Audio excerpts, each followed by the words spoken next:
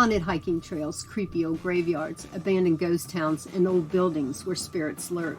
Come and explore some of these most haunted places where people just like you and me come face to face with ghosts. This is folklorist and author Jeanette Quackenbush with Backroads Books by 21 Crows.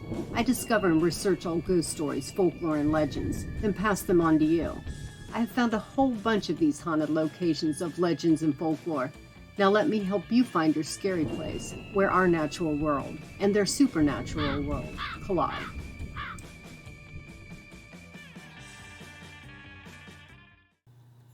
The tradition of telling ghost stories during Christmas has deep roots in Victorian England, where families sought entertainment during the long, dark winter nights.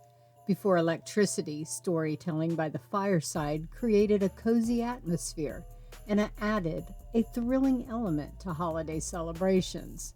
That said, cozy up next to a hearth-lit fire or even a flickering candle in the dark and enjoy my favorite spooky Christmas story.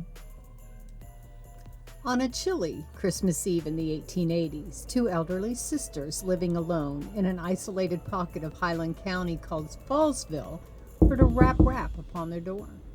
There were few people remaining in the tiny town that once surrounded their home, and rarely did anyone visit, as it was widely known they seldom preferred company. On a gusty, wintry Christmas night, they would not know who would dare to brave the weather and visit. Certainly, the intentions of anyone out there on this chilly evening could not be considered respectable. When darkness prevails, wickedness tends to flourish. Unsettled, they arose to part the curtains and peer out the window and into the snowy night. Beneath a moon, and at the end of their walkway where the snow continued to fall, there stood a Native American in full leather outfit. Frightened, but curious, they watched his mouth moving silently as if trying to form words. His fingers were weaving in sign language. But not able to hear his words nor understand the sign language, they knew not what he wanted. Before they could open the door, suddenly the stranger vanished. And yet, the mysterious visitor came each Christmas after that first one. It was rumored the two women hired an interpreter to read the hand signs. They found that there was a tribal treasure buried on the property and he had come to claim it. The story would travel around the larger community along with numerous rumors of witchcraft and ghosts. Many knew the women well. The two sisters were the daughters of Simon and Elizabeth Clouser, who bought and settled on a couple of parcels of land along the waterfalls of Clear Creek many years earlier.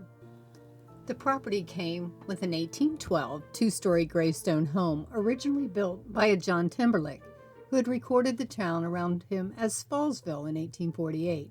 Its industry was a grist mill built by the waterfall with Simon's hands. There was a church and also a cemetery, and across the creek 5 small blocks of streets with about 8 homes. Hoping to gain status as the county seat, the town hardly grew above 6 families. One of them, Simon's own, with 3 children, Susanna, Charlotte, and Louis. Although Louis would eventually move away to New York, and the parents would pass away at ripe old ages, the 2 Clouser sisters lived out their days quietly in the home alone, and were among the last citizens of the community. Of course, their desire for solitude made them easy prey for gossip and superstition. Their Christmas ghost story lent credence to more rumors surrounding the two. Like many elderly unmarried women of their time who lived out of the norm, they were unfounded whispers of witchery. Some said the peculiar old women clung to old superstitions and would greet strangers once in a while visiting the falls along Clear Creek. It didn't help that when visitors left, especially nosy strangers, one of the sisters would throw salt on the footsteps of those walking away to protect the town from evil. Little remains of Fallsville except for a mark on the map, some steps slightly visible by the falls, and the aged church and cemetery. Oh, and although the town was torn down, a bit of the old Clouser home where the Native American visited remains. It is said his ghosts can still be seen in the wildlife area, managed by the Division of Wildlife. Music has been heard in the tiny woodlots and meadows, the sound of bells making an eerie call out for those who might still find its treasure. And on some Christmas Eves, the Native American is still seen standing on the path in front of the heap of old home, still trying to claim his tribal treasures, just like he did for the two sisters.